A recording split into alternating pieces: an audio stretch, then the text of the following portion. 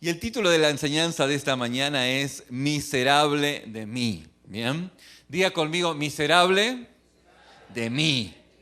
¿Miserable de quién? De mí, de usted y de mí también. ¿Sí? El apóstol Pablo está haciendo mucho énfasis, fíjense qué notable, la enseñanza bíblica, estando en el centro mismo de la voluntad de Dios, habla de que somos dependientes, de que somos convalecientes y que tenemos que reconocer nuestra convalecencia, la convalecencia de nuestra necesidad. Nadie en la humanidad es campeón de nada, ¿sí? Y menos los hijos de Dios. No somos campeones, al contrario, hemos reconocido nuestra convalecencia. Fíjense que el propósito de Dios es que Dios se lleve toda la gloria. ¿Qué quiere decir que Dios se lleve toda la gloria? Que Él se lleve todo el reconocimiento. Y para que Él se lleve todo el reconocimiento, nosotros tenemos que reconocer nuestra incapacidad, nuestra insuficiencia, nuestra necesidad. Que a medida que vamos caminando, madurando y creciendo en el conocimiento de Dios y en la vida misma, ¿bien? Vamos reconociendo nuestra fragilidad y nos enfocamos en la perspectiva que la Biblia nos presenta, una perspectiva extremadamente realista, ¿sí? Y tan realista que nos lleva a confrontarnos con nuestra condición y nuestra dependencia de Dios. Y de esta manera nosotros nos reconocemos convalecientes. El mundo está convaleciente, pero no se da cuenta. Fíjense qué notable.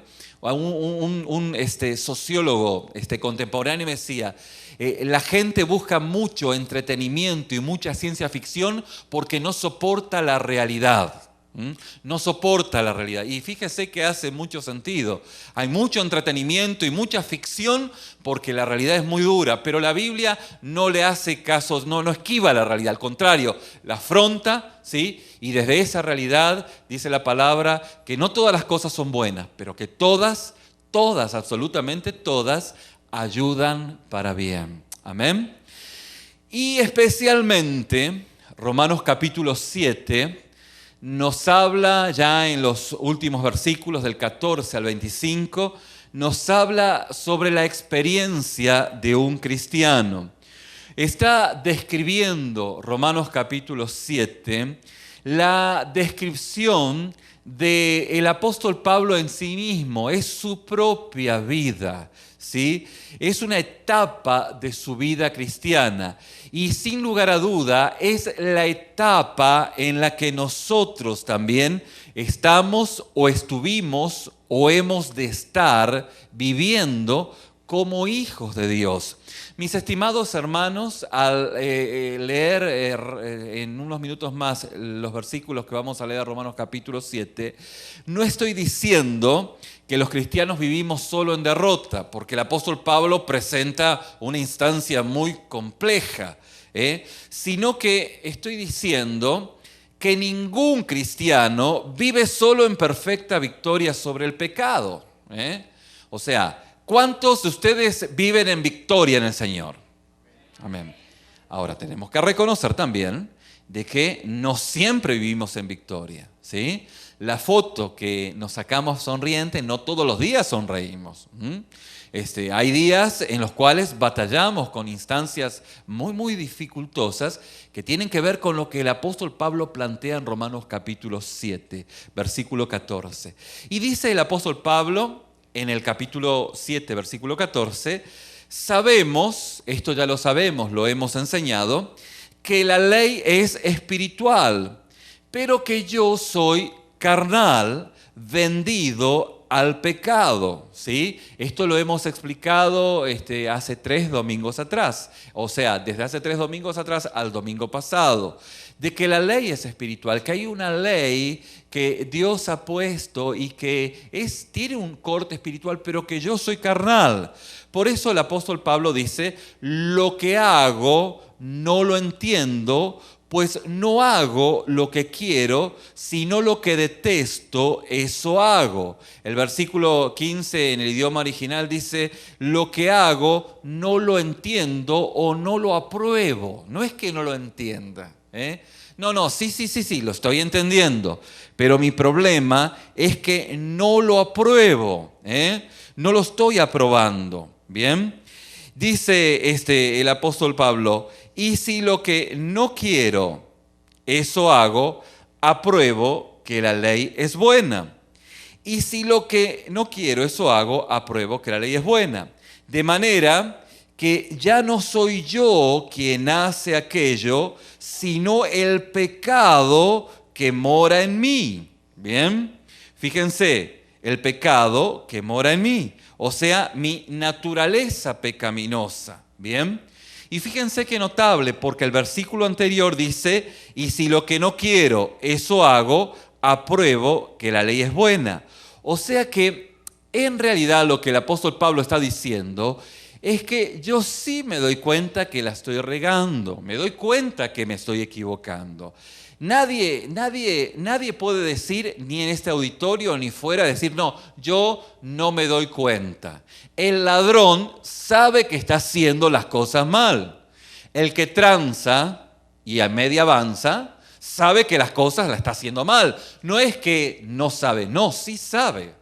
Y el apóstol Pablo está justamente diciendo que lo que no quiero, eso apruebo, eso hago, y apruebo que la ley es buena. Está bien, está bueno lo que hay que hacer, pero no tengo la suficiente capacidad para poder hacerlo. ¿Bien? Y dice el apóstol Pablo justamente que esto ocurre en mi naturaleza, que es mi naturaleza pecaminosa. Y yo sé, dice el apóstol Pablo en el versículo 18, que en mí, esto es, en mi carne, no mora el bien.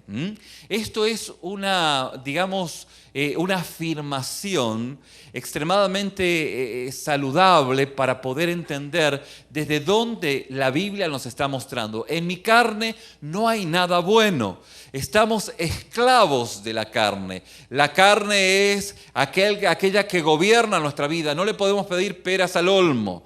No podemos pedir que alguien que está en la carne haga cosas buenas porque no le va a salir. ¿Bien? Pero el apóstol Pablo dice, porque el querer, el bien está en mí, pero no el hacerlo. ¿Bien? Y esta es la tensión que el apóstol Pablo presenta, como dijimos anteriormente, en su experiencia como hijo de Dios.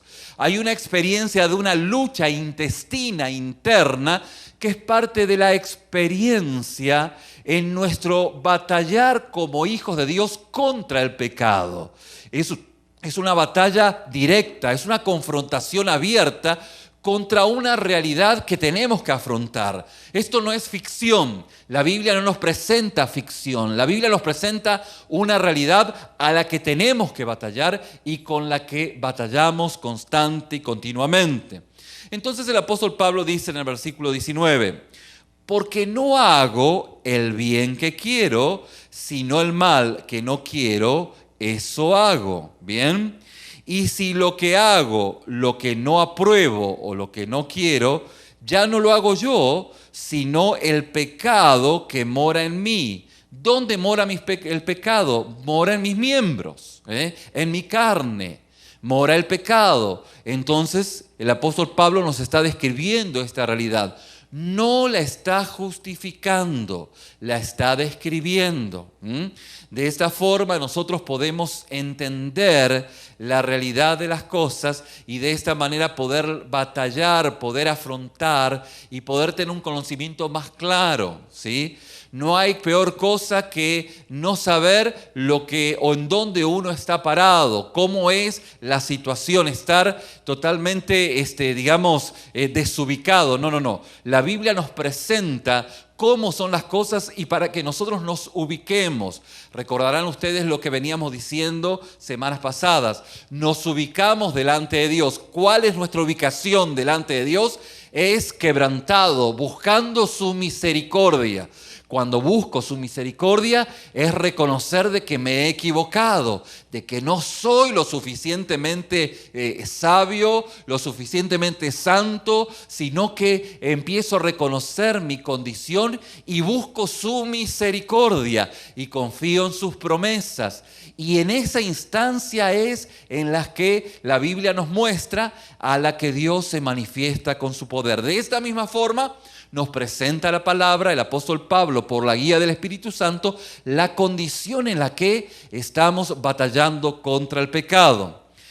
Entonces, el apóstol Pablo dice, pues no es que no lo quiero, es que no lo apruebo. Yo no apruebo estas cosas. Estas cosas no las apruebo. Estas cosas no son lo que tiene que ocurrir. Pero hay una tendencia de mi vida, dice el apóstol Pablo, a instancias pecaminosas. No las quiero justificar, las quiero exponer para de esta forma empezar a afrontar, a encontrar el remedio que viene de parte de Dios. Así que, dice el apóstol Pablo en el versículo 21, queriendo yo hacer el bien, hallo esta ley que el mal está en mí. ¿Por qué? ¿Por qué el mal está en él? Bueno, justamente si ustedes van al versículo 8 del capítulo 7, nos dice, mas el pecado, tomando ocasión por el mandamiento, produjo en mi vida codicia, porque sin la ley el pecado está muerto. En realidad no es que esté muerto, está latente. ¿Qué es lo que el apóstol Pablo está diciendo? Lo que el apóstol Pablo está diciendo es que antes de que conociese la ley de Dios, en realidad yo pecaba o no pecaba de acuerdo a mi criterio, ¿bien? Yo no sabía que era codicioso hasta que la ley me dice no codiciarás. Y resulta que se despertó la codicia, No robarás, que no voy a robar. ¿Quién dijo que no voy a robar? Es como que se despierta aquello que la ley justamente está determinando que no se hace. Y el propósito de la ley es justamente mostrarnos nuestra condición pecaminosa.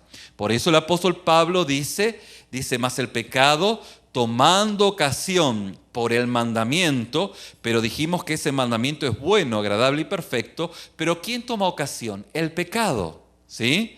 Fíjense que en la ley, las cosas buenas, cuando se conectan con nuestra naturaleza pecaminosa, pues es algo extremadamente nocivo, produce lo contrario que tuviera que producir. ¿Se acuerdan que dijimos domingos pasados que Dios no cambia en nuestra vida las obras de la carne por las obras de la ley, sino que nos cambia las obras de la carne por el fruto del Espíritu? Entonces, a través del fruto del Espíritu, que es amor, gozo, paz, paciencia, benignidad, bondad, fe, mansedumbre, templanza, que se va desarrollando en nuestra vida día con día en la comunión con el Señor, nosotros podemos llevar a cabo las obras de la ley, aquellas obras que Dios preparó de antemano para que anduviésemos en ellas. Pero es imposible poder decir, bueno, yo voy a ser bueno, voy a ser hipócritamente bueno, no voy a ser codicioso, no voy a ser hipócritamente codicioso. Es imposible porque nuestra naturaleza pecaminosa, nuestra naturaleza natural, valga la redundancia, nos lleva a ser hipócritamente algo que en nuestra naturaleza está. Y de esta forma, fíjense qué notable, cuando no se entiende esto, llevamos o caemos en un ámbito de hipocresía. Fue lo que le ocurrió a los fariseos. Eran blancos por fuera, pero podredumbre por dentro. ¿Por qué? Porque es imposible cumplir la ley de Dios si no es por la obra del Espíritu Santo obrando previamente en nuestra vida. Esto es lo trascendente, esto es lo importante que como hijos de Dios tenemos que vivir. Por eso es que nuestra función, al encontrarnos con aquellos que no conocen de Dios, somos ministros, dice la palabra, ministros de reconciliación entre aquel rebelde y Dios. Dios opera en el corazón de esa persona y ese corazón duro, Dios lo transforma en un corazón tierno y receptivo. Obra estricta del Espíritu Santo de Dios, obrando en nuestros corazones. De nada sirve que esa persona dura venga a la iglesia y peor aún que se ponga un tinte religioso, un tinte de piedad. ¿Por qué? Porque eso no es el cristianismo. La fe cristiana tiene que ver con la obra del Espíritu Santo en cada uno de nosotros. Y dijimos esta semana pasada que la justificación, la obra de Cristo, tiene que ver con creer, con la fe en lo que Dios hizo en la cruz del Calvario, por las promesas que Él tiene en cada una de nuestras vidas hacia el futuro. Y esto es parte de ese proceso que Dios hace en cada una de nuestras vidas.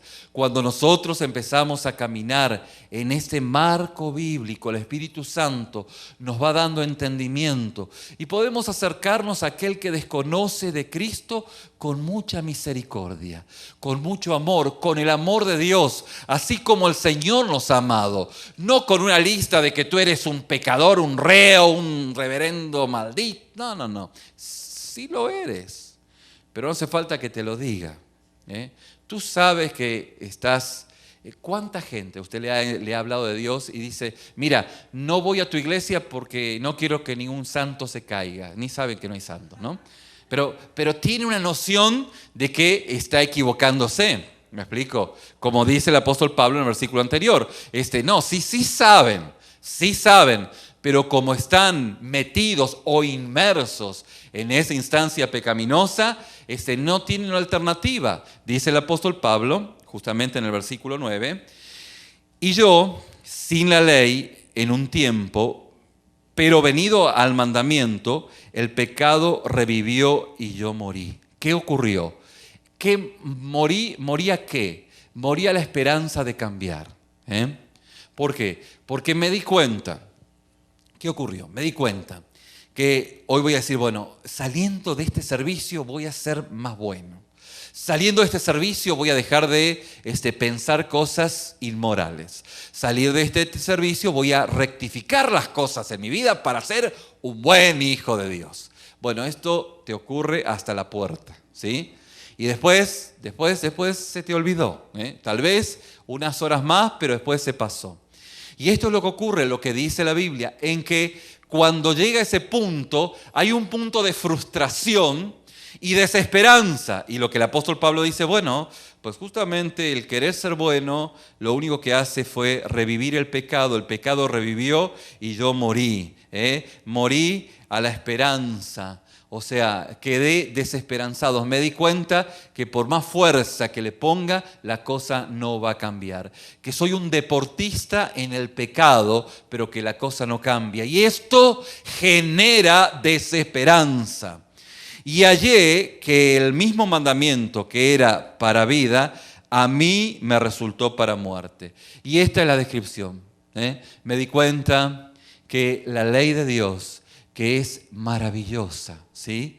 que es preciosa, resulta ser que me da y me demuestra lo imposible que es cumplirlo. Y como decíamos hace semanas atrás, cada vez que me equivoco voy confirmando que no se puede, y no se puede, y no se puede, y no se puede. Y dice, y hallé no solo esto, que el mismo mandamiento que era para vida, a mí me resultó para muerte. Porque el pecado, tomando ocasión por el mandamiento, me engañó y por él me mató. De manera que la ley a la verdad es santa y el mandamiento santo y justo y bueno. Luego, lo que es bueno vino a ser malo para mí, en ninguna manera, sino que el pecado, para mostrarse pecado, produjo en mí la muerte por medio de lo que es bueno, a fin de que por el mandamiento el pecado llegara a ser sobremanera pecaminosa. Porque sabemos que la ley es espiritual, mas yo soy carnal, vendido al pecado.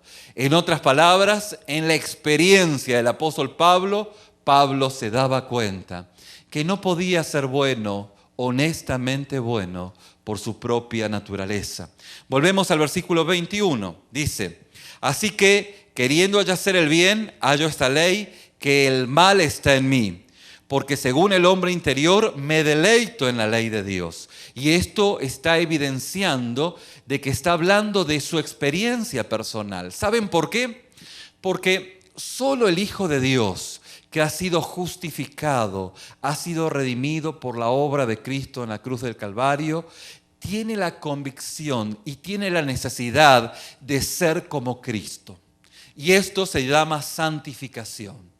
Aquel que le vale, aquel que le importa nada, ser como Cristo, realmente no es ni cristiano, aunque venga a la iglesia. ¿Se acuerdan ustedes? Cuando nosotros cambiamos en nuestra transformación, en nuestra naturaleza, de nuestra naturaleza pecaminosa a nuestra naturaleza espiritual, nosotros cambiamos nuestra naturaleza marranesca a una naturaleza espiritual. Y si eventualmente nos enlodamos, nos sentimos incómodos. Pero si somos marranos, pues por más que nos limpien, el marrano usted sabe a dónde le gusta ir. Esto lo hemos explicado en sinnúmero de oportunidades, pero es necesario poder recordarlo. Si usted, mi querido, le encanta revolcarse en el lodo, aunque el remordimiento justamente lo hace hacer actos de piedad y venir a la iglesia, usted no es cristiano, ¿sí? ¿Por qué? Porque el Hijo de Dios, lo que no le interesa, no se siente cómodo comiendo basura. Al marrano le fascina la basura, le encanta, además lo pone de buen porte, ¿sí? Pero al Hijo de Dios no. Pero esto es lo que el apóstol Pablo dice, pero bueno, yo no soy marrano, pero mi naturaleza pecaminosa, ese cuerpo de muerte, resulta ser de que en algunas oportunidades tengo que reconocer de que es como que tiende para ese lado, ¿no? ¿Por qué? Porque según el hombre interior me deleito en la ley de Dios, pero veo otra ley en mis miembros que se revela contra la ley de mi mente y que me lleva cautivo a la ley del pecado que está en mis miembros. ¿Y qué dice el versículo 24? ¿Qué dice? Dígalo con mayor convicción. Miserable de mí. ¿Quién me librará de este cuerpo de muerte? Gracias doy a Dios por Jesucristo nuestro Señor. Así que yo mismo con la mente sirvo la ley de Dios, más con la carne la ley del pecado. No hay una justificación ni una dualidad aquí. Bien, vamos a explicar esto porque, bueno, entonces yo puedo darle rienda suelta a mi naturaleza marranesca total, vengo el domingo a la iglesia. No, el apóstol Pablo no está refiriéndose a eso. El apóstol Pablo está describiendo una realidad que vamos a ahondar en esta mañana para que podamos entender a la luz de la palabra cómo se manifiesta y cómo el remedio de Dios empieza a tratar en nuestra vida en esta sección de Romanos. Por eso dijimos anteriormente, no estoy diciendo que los cristianos vivimos solo en derrota, sino que ningún cristiano vive solo en perfecta victoria sobre el pecado. Y en esa etapa donde no triunfamos sobre el pecado, Romanos capítulo 7 del 14 al 25 nos muestra la forma normal, diga conmigo normal. Es normal en que un cristiano saludable debe responder y debiéramos decir en primera instancia, como dice el versículo 22, yo amo la ley de Dios. Todo aquel que ha sido redimido por nuestro Señor Jesús ama la ley de Dios, aunque el estándar de la ley de Dios no coincida con la instancia en la que estoy. Ahora, esto no me llena de frustración. ¿Por qué? Porque tengo el Espíritu de Dios. El Espíritu de Dios me muestra que no llego al nivel. ¿Bien? Por eso el versículo 15 en segunda instancia debemos decir, aborrezco lo que acabo de hacer. No es que calavera no chilla, ¿sí? No es que, bueno, ¿quién me quita lo bailado? Después vengo acá, me arrepentí. No. El verdadero Hijo de Dios aborrece lo que hizo, ¿sí? Miserable de mí, ¿sí? En tercera instancia, el Hijo de Dios dice, gracias a Dios por Jesucristo nuestro Señor. En otras palabras, ningún cristiano quiere vivir así, en la derrota. Ningún cristiano decide vivir en esta manera. Pero si en algún momento, vuelvo a repetir, si en algún momento vivimos así, no debemos mentir respecto a nuestro fracaso. Debemos afrontarlo sin hipocresía, sin pretensiones, sin alardes de perfeccionismo, sin sonrisas estampadas o gozo superficial. ¿Me explico? Esto es lo peor que puede ocurrirnos. Por eso yo les decía, a mí me edifica más aquel hermano que dice, Señor, soy como una cucaracha. Porque tal vez yo no tengo la valentía de decir, Señor, soy como una cucaracha, pero yo de atrás digo, Señor, yo también soy otra cucaracha. ¿Me explico? Tal como Él, pero Él tiene la valentía de decirlo, pero yo soy otra cucaracha, Señor. ¿Me explico? Señor, soy un pecador. Y yo, amén, yo también lo soy. No digo, amén, qué tremendo pecador, ¿eh? Que Dios nos libre ser ciegos a nuestros propios errores y de la rapidez consecuente para juzgar a otros. Que Dios nos ayude a sentirnos peor por nuestras propias faltas que por la de los otros. Que Dios nos libre, ¿eh? Que Dios nos libre. No, la verdad que qué mal que está Juanito. Qué mal que está fulanito. No, Dios nos libre, ¿sí?, de juzgar a otros en este caso. Que Dios nos ayude a sentirnos peor por nuestras propias faltas que por la de los otros. Que Dios nos dé la honestidad, la pureza y la humildad del apóstol Pablo en este texto. ¿Cómo la ve?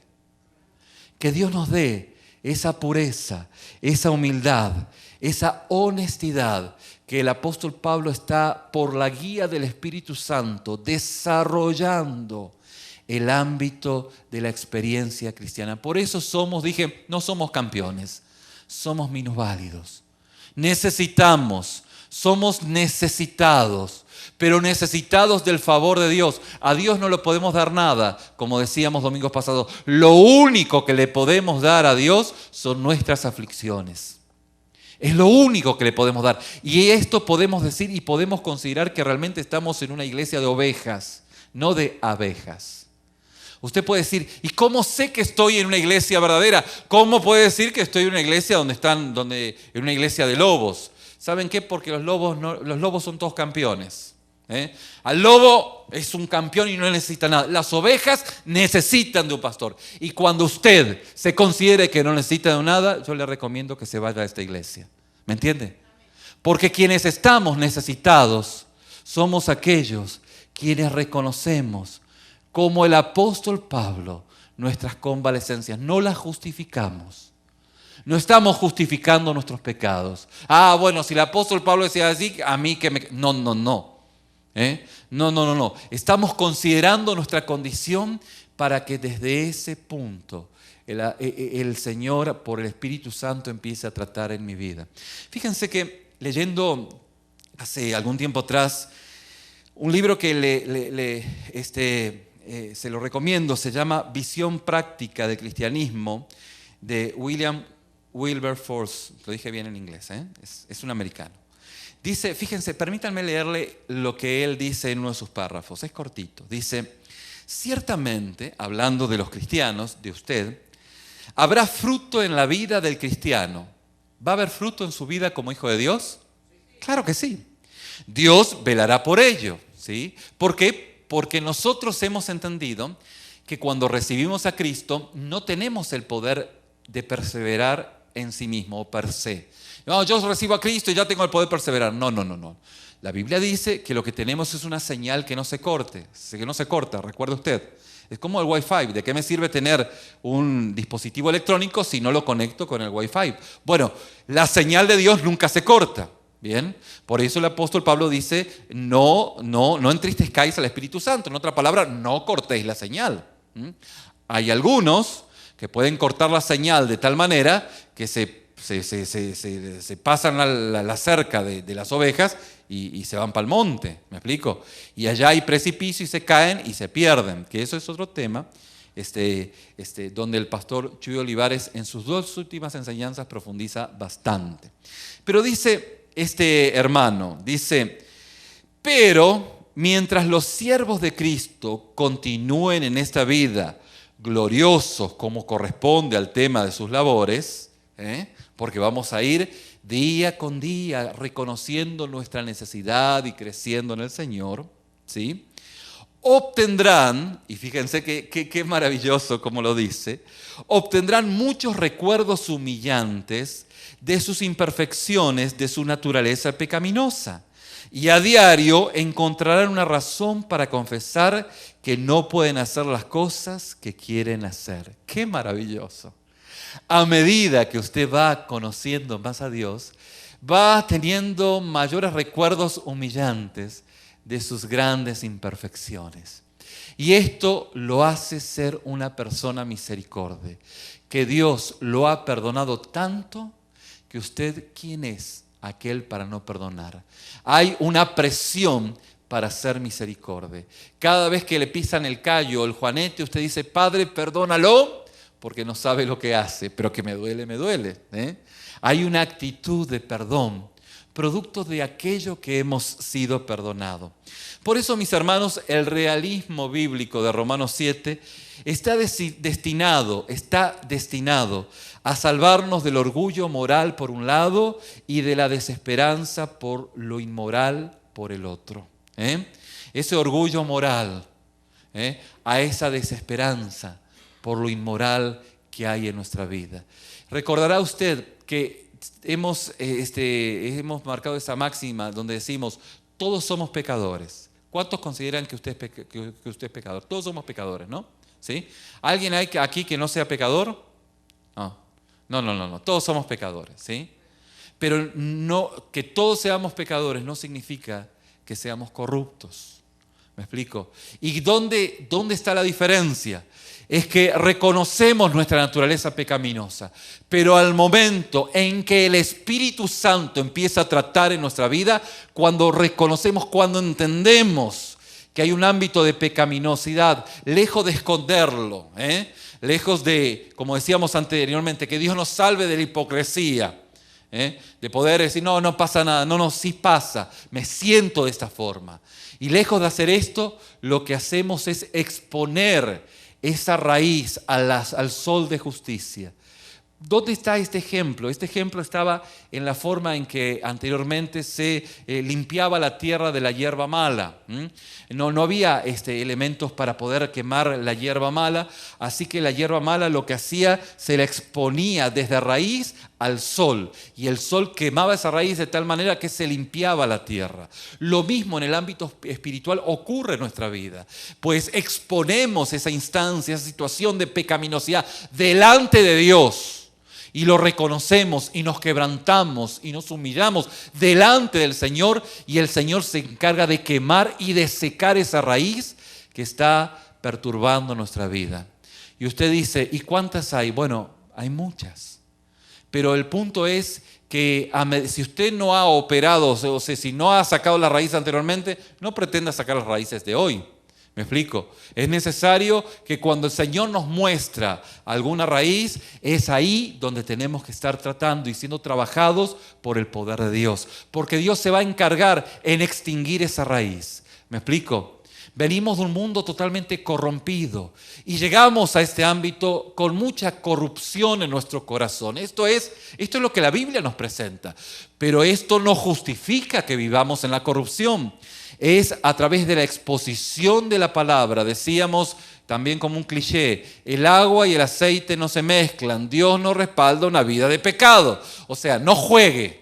¿Me explico? Si usted está en pecado, no espere tener el gozo de Dios, la gloria de Dios. No, porque usted está en pecado y el Espíritu Santo le está indicando qué instancia de pecado. Es esa corrupción donde tiene que exponerse, y en esa condición nos humilla ante el Señor. Y de esa forma Dios empieza a tratar con nuestra vida y empieza a ser glorificado. Él empieza a ser glorificado. Y esto es parte de ese proceso natural, espiritualmente hablando, que ocurre en el crecimiento que Dios da a cada uno de sus hijos. Amén.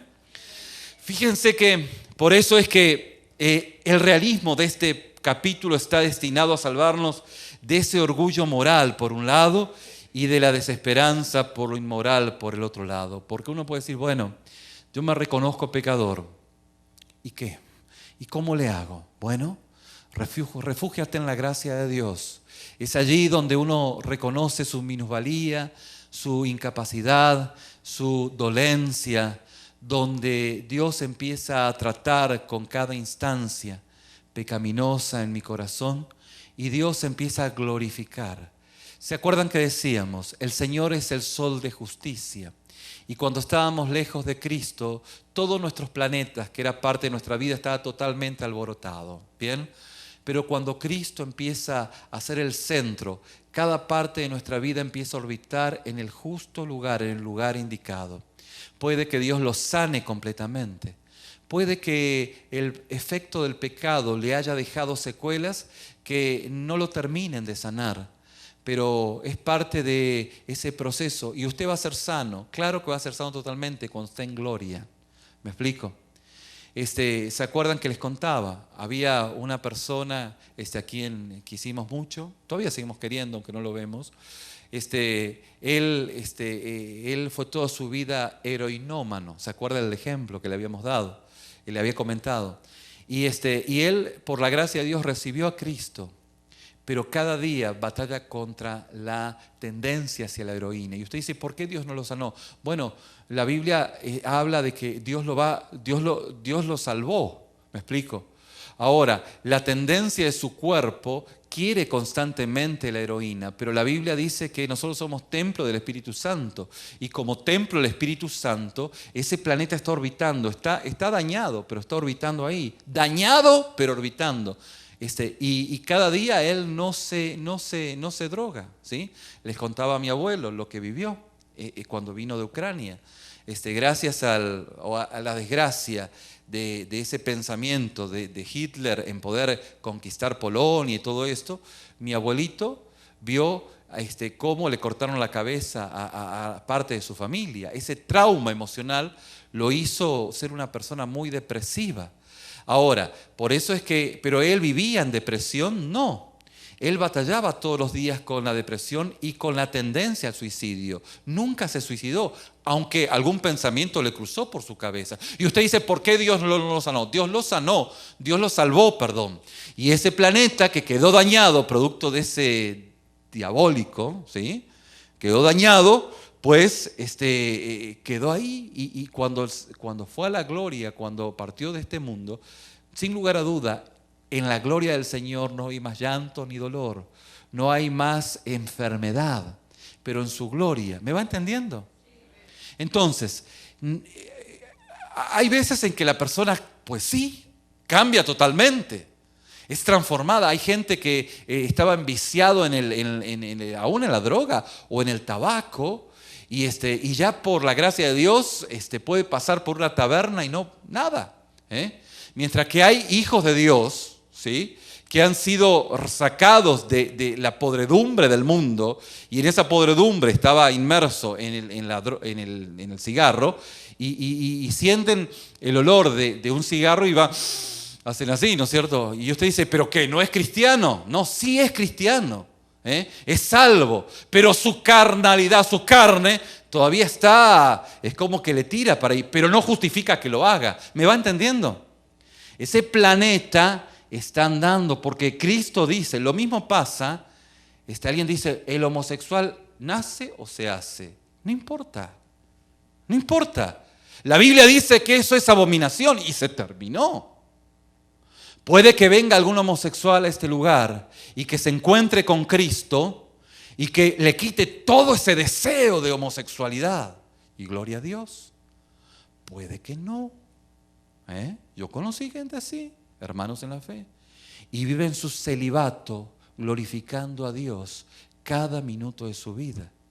Obviamente que en su cuerpo hay una tendencia, porque su cuerpo ha sido enviciado, corrupto y corrompido. Pero ¿qué pasa? La Biblia dice que eso es una perversión y el Señor le da la fuerza y nunca vuelven a reincidir en esa instancia. ¿Me va entendiendo? Poco importa la discusión si nace o se hace, para la Biblia ni la tiene en cuenta. La Biblia dice que eso es abominación y es abominación, como eso y cuanto otro pecado. Porque el punto no es lo que se hace o se nace. El punto es que Cristo sea el centro de justicia. Y cuando Él es el centro, todo orbita en su lugar exacto. ¿Me va entendiendo? Así que si hay planetas que están alborotados en su vida, es porque Cristo no es el centro de su corazón. El argumento que demuestra que Pablo justamente está hablando de que era su experiencia como hijo de Dios, fíjense qué notable, está muy plasmada con la experiencia de Pedro. Y usted dice, ¿cómo así? Bien. Fíjense que todos conocemos que Pedro falló miserablemente al negar 3 veces a Cristo, ¿sí? No hace falta explicarlo, lo recuerdan ustedes. No hizo lo que quería hacer y cuando lloraba amargamente, podemos asumir con toda seguridad que decía como Pablo en Romanos 7:24, miserable de mí. ¿Cuántos coinciden con esto? Seguramente el apóstol Pedro decía, miserable de mí. ¿Cómo fue que negué al Señor? ¿Bien? Y obviamente que en esa actitud de reconocimiento de su condición delante de Dios, encontró la misericordia de Dios. Y esto es lo que ocurre. Encontramos misericordia y no hay justificación. Encontramos pues desde su misericordia aquellos pasos de dependencia en el Señor y en la dependencia encontramos que ese planeta empieza a orbitar en su lugar exacto. Pero lo que no todos nos percatamos de que Pedro falló, y escuche con atención, Pedro falló de nuevo y de la misma forma años más tarde, como lo describe Pablo en Gálatas capítulo 2. Esto es lo que algunos no se percatan muchas veces.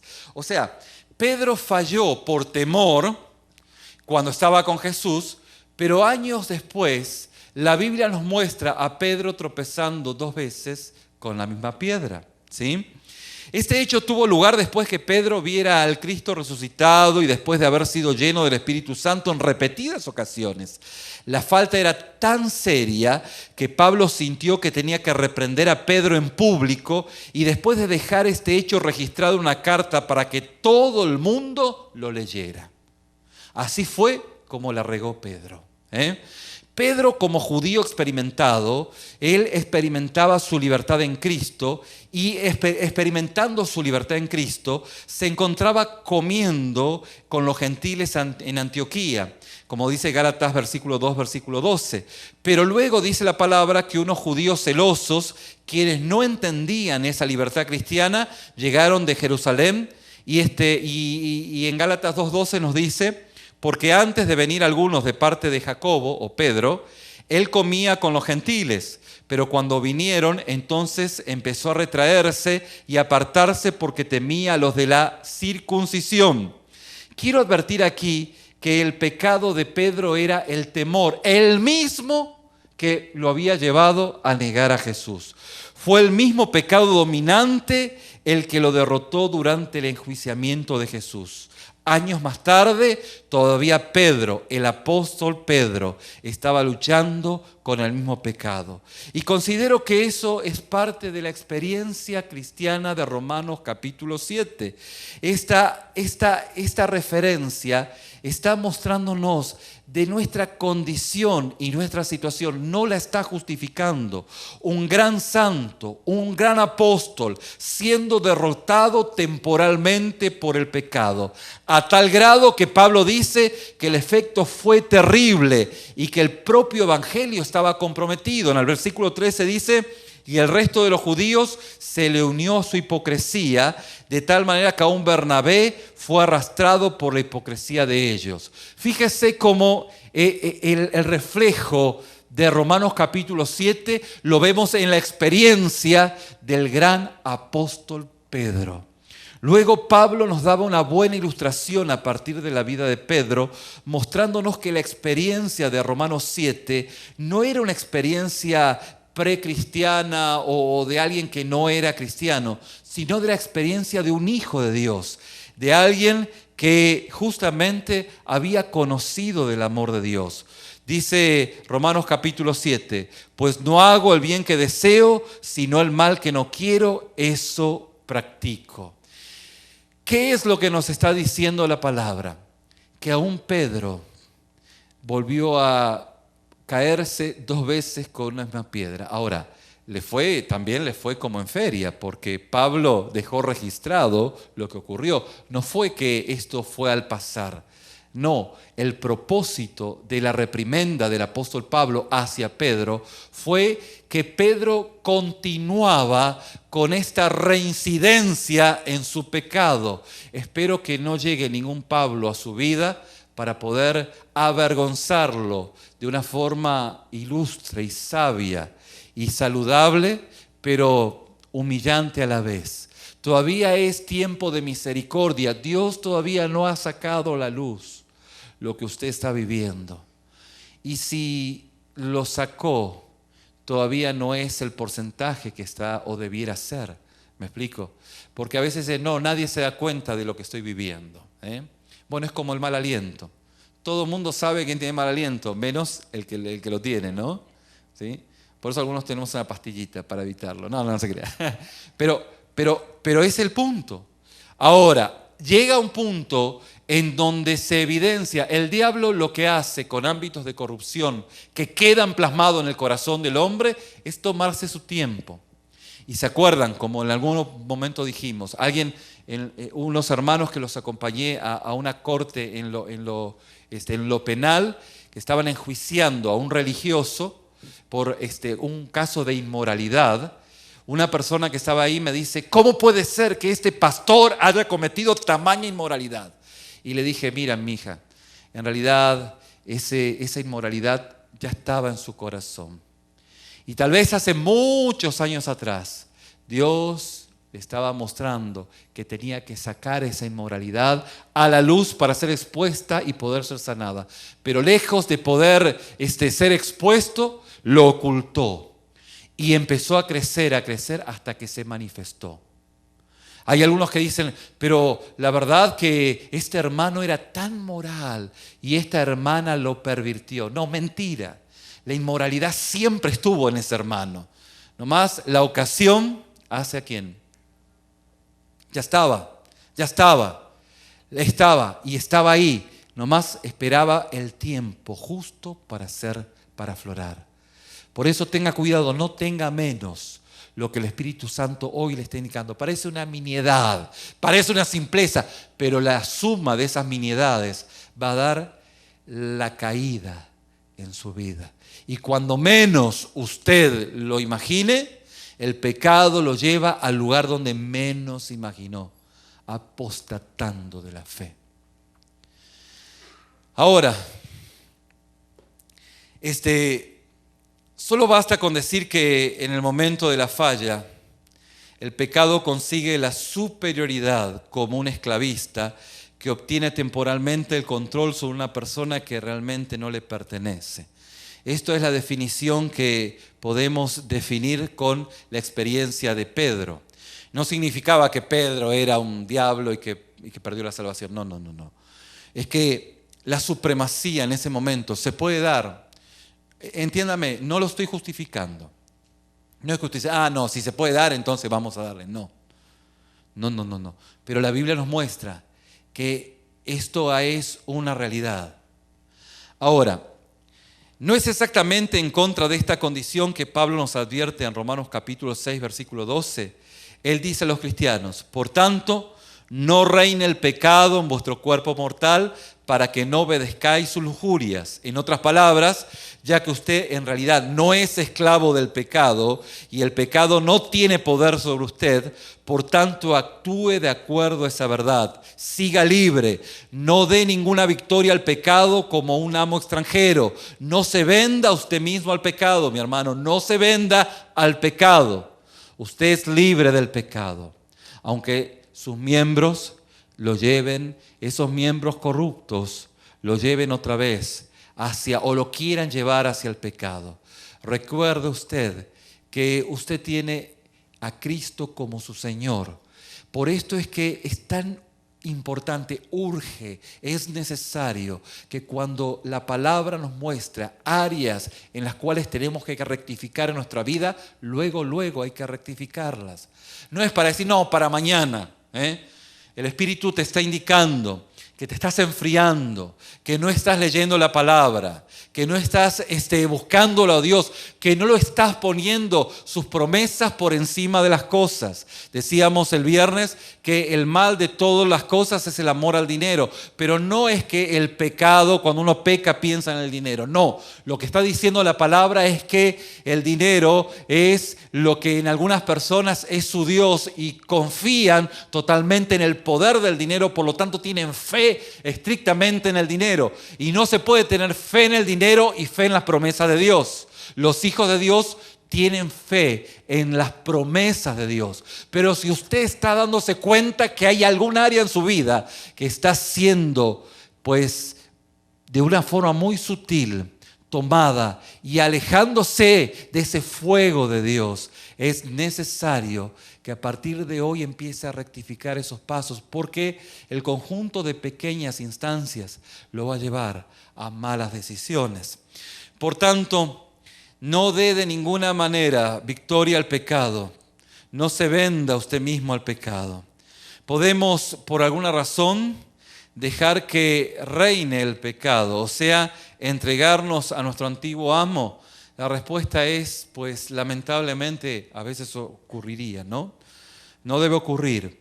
En Gálatas 5:1 Pablo nos da una exhortación más útil y contundente para no dejar que reine en nosotros el pecado, sugiriendo que los cristianos necesitamos cuidarnos para no caer en la esclavitud del pecado. Él nos dice, para libertad fue que Cristo nos hizo libre. Por tanto, permaneced firmes y no sometáis otra vez al yugo de esclavitud. No debemos entregarnos a nuestras antiguas formas de vida justo cuando Cristo ha transformado cada uno de nuestros corazones. No podemos otra vez volver para atrás. Y esto es una exhortación. Cuidado, aguas, no vuelvas hacia aquellas acciones. Y fíjense que usted dice, no, hay muchas cosas, hay muchos pecados que han quedado en el pasado. Sí, pero tiene un poder de resurrección increíble. Cuando usted le abre la puerta otra vez, vienen y corriendo, y con más brío y más fuerza. Si usted ha ganado batallas y está siendo más que vencedor, no coquetee con el pecado. Siga humillándose ante la presencia de Dios y Dios ha de seguir glorificándose en su vida. Estaba leyendo el testimonio de Hudson Taylor y hablaba acerca de la oración y él decía, no decía él, sino que quien escribió su biografía, decía, ese hombre, ese hijo de Dios, ese hermano nos ha bendecido, no tanto con su vida de oración, porque era un hombre de oración, sino con verlo como oraba, de 2 a 4 de la mañana. No sabíamos qué oraba, pero solo con verlo, estar clamando ante el Señor, estar buscando su presencia, impactó mucho más que sus oraciones. Fíjense qué tremendo. Una acción vale más que 1000 palabras, pero la acción tiene su sustento en aquel fundamento, en aquello que nos lleva con ese gozo, ¿sí? ¿Quién va a orar 2 horas? ¿Quién se va a levantar de madrugada si no hay ese gozo, esa fuerza que solo inspira el Espíritu Santo al serlo obediente, al tenerlo a Él por encima de todas las cosas? Nadie. Esto no hay una acción fingida. Esto es una acción renovada por la obra del Espíritu en todo aquel que se humilla, que mira buscando al Señor y buscando de Él sus misericordias. Por eso la palabra nos dice, podríamos por algún tiempo dejar que reine el pecado o podemos sujetarnos a su yugo de esclavitud, tal vez por un tiempo muy pequeño, porque es parte de nuestra experiencia como cristianos, pero de ninguna manera permanecer en esa situación. Considero que esta experiencia es la que Pablo describe en Romanos 7, versículo 14, cuando dice, pero soy carnal, vendido a la esclavitud del pecado. Cuando Pablo sucumbe a la tentación y hace lo que no quiere hacer, sabe que temporalmente ha sido dominado por el pecado y que él es como un esclavo vendido, pero no permanece en esa situación. Es una realidad, pero no es o no justifica nuestra condición. El apóstol Pablo culmina este versículo diciendo, gracias a Dios, doy a Dios por Jesucristo nuestro Señor. Así que yo mismo con la mente sirvo la ley de Dios, mas con la carne la ley del pecado. Aunque tengo una instancia pecaminosa, todos los planetas de mi vida se acomodan porque Cristo es el Rey de justicia. Todo orbita en su lugar exacto porque Él tiene el poder que todo gravitacionalmente orbite en torno a su presencia. Y esto es una verdadera transformación. Dios no hace magia, Dios transforma nuestros corazones. ¿Qué podemos o qué debemos hacer? ¿Cómo pues debemos responder ante esta condición en la vida cristiana? Recuerde que hay una inmensa diferencia, una diferencia entre el cielo y el infierno, entre un soldado que experimenta una derrota táctica, pero que sigue luchando en su camino hacia la victoria, y un soldado que se rinde al enemigo porque la guerra es demasiado dolorosa y el territorio enemigo luce más atractivo. Apostasía. Y fíjense qué notable. A veces hay gente que está por 10, 20, 25 años en el camino en el Señor y por ahí dice, no, yo creo que voy a tener una canita al aire.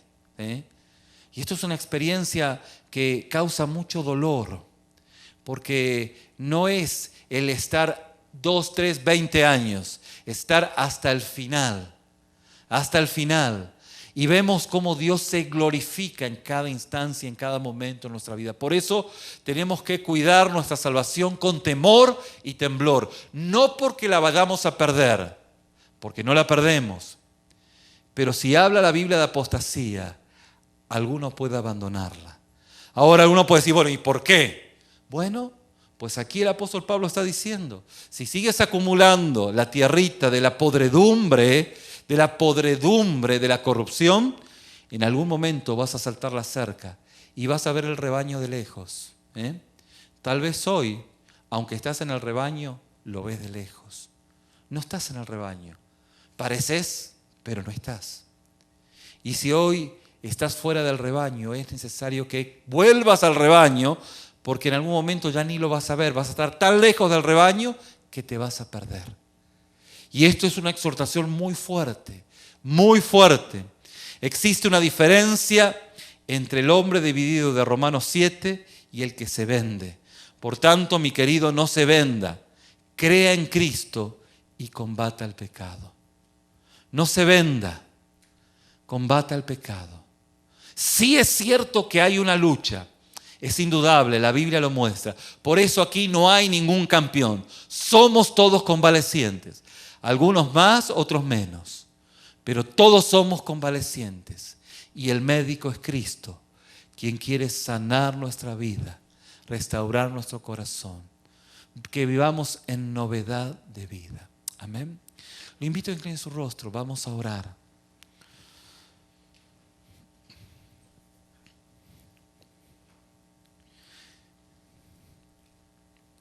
Y usted sabe, mejor que nadie, si ya del rebaño lo está mirando de lejos. Usted dice, no, sí estoy. Sí, está aquí hoy, este domingo. Pero en la semana usted está lejos de Dios. Es necesario que vuelva al rebaño, que vuelva al redil, que vuelva a ser ministrado por nuestro Señor Jesucristo, por su palabra, por la guía del Espíritu, que sea dócil. Si usted está en la barda ahí como que ya saltando para el otro lado, oiga, véngase al rebaño.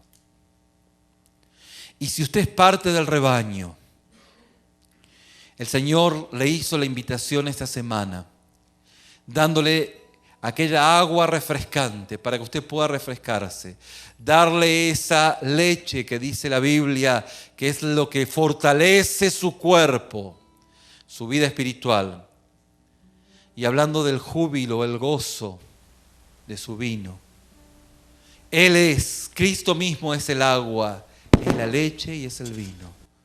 Es el gozo, es la fortaleza, es el agua.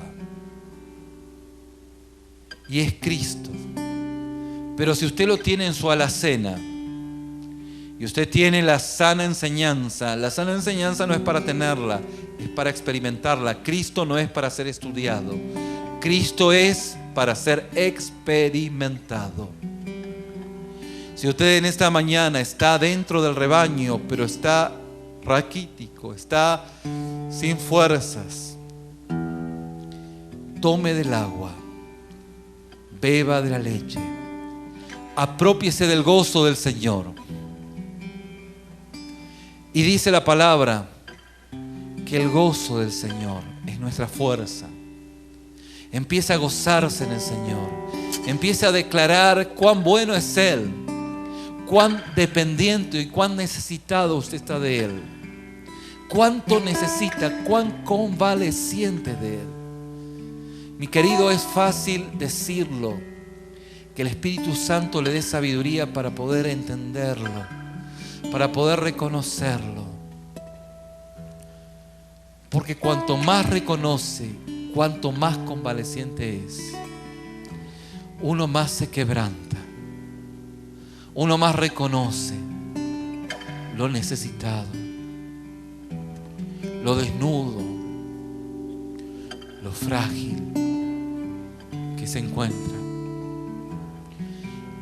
Y usted necesita experimentar la condición de convalecencia, porque es la única manera en la que Dios se lleva la gloria y Él le deja el gozo de que Él lo hizo, de que Él lo hizo, de que usted es un dependiente absoluto de la ayuda y el cuidado y el favor de Dios, que nada puede hacer por su propia fuerza. Pero dijimos, las palabras se las llevan el viento, los hechos son los que hablan, las acciones, sus acciones evidenciarán qué tanta valía tiene esta palabra para su vida. Padre, ministra tu iglesia en esta mañana, en esta tarde ya. Derrama de tu gracia, de tu bendición. Gracias, Señor, porque tu palabra no es una fábula, no es una historia de campeones, sino que es la realidad de un hombre dividido, de un hombre necesitado y convaleciente, y que encuentra la victoria y el favor en aquel que viene a su ayuda, que eres tú, Señor. Te damos gracias. Ayúdanos a vivirlo, a experimentarlo y a proclamarlo por nuestra experiencia en ti. En el nombre de Jesús. Amén.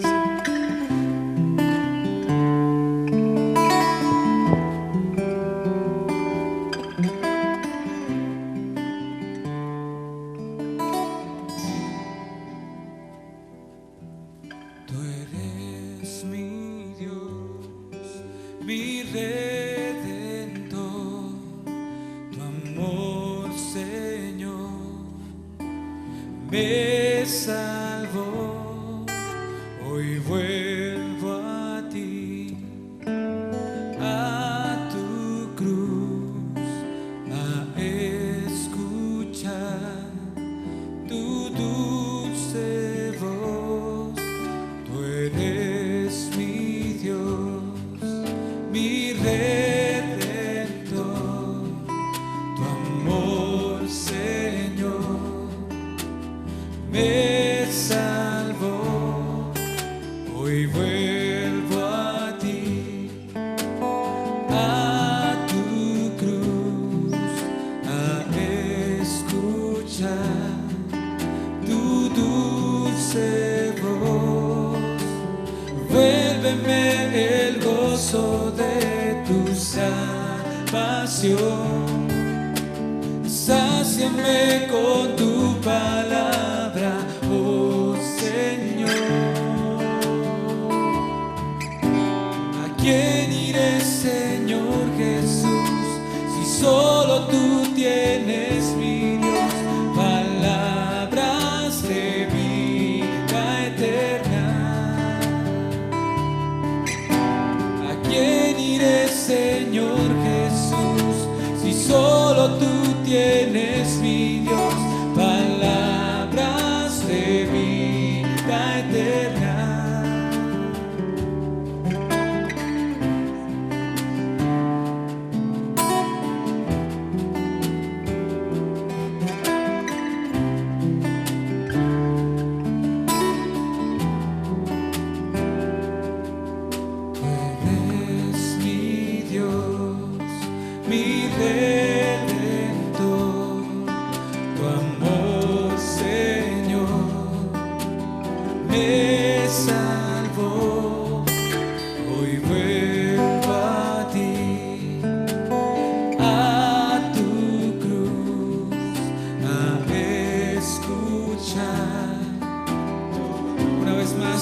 Dios, dile con todo tu ser. Tú eres mi Dios, mi Redentor. Tu amor, Señor, me rescató. Hoy vuelvo a ti, a tu cruz, Señor, a escuchar tu dulce voz. Vuélveme el gozo de tu salvación, Señor. Vuélveme el gozo de tu salvación. Sáciame con tu palabra, oh Señor. ¿A quién iré, Señor Jesús, si solo tú tienes, mi Dios, palabras de vida eterna?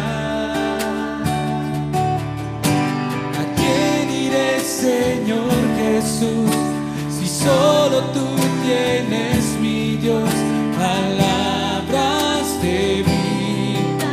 Una vez más, ¿a quién iré? ¿A quién iré, Señor, si solo tú tienes, mi Dios, palabras de vida eterna? ¿A quién iré, Señor Jesús, si solo tú tienes palabras de vida eterna? Y vuelvo a ti, y vuelvo a ti. Hoy vuelvo a ti, y vuelvo a ti. A tu cruz, y vuelvo a ti, Señor, y vuelvo a ti.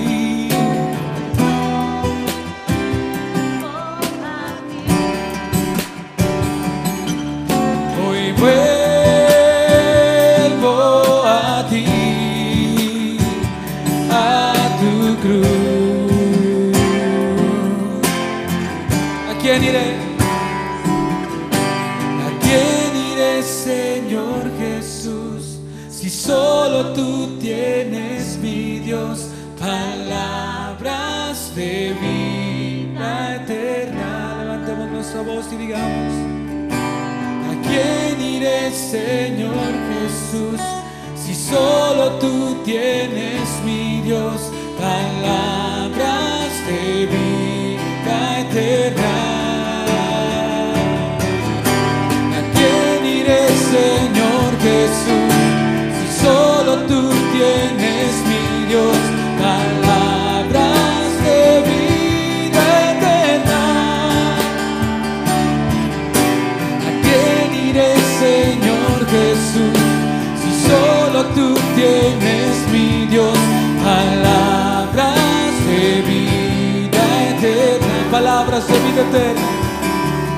Palabras de vida eterna.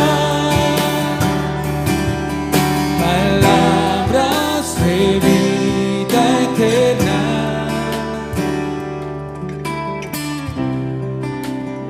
Solo tú tienes palabras de vida eterna, Señor. Te necesitamos. A nadie más podemos ir, Señor. Solo tú tienes palabras de vida eterna. Digamos la última vez.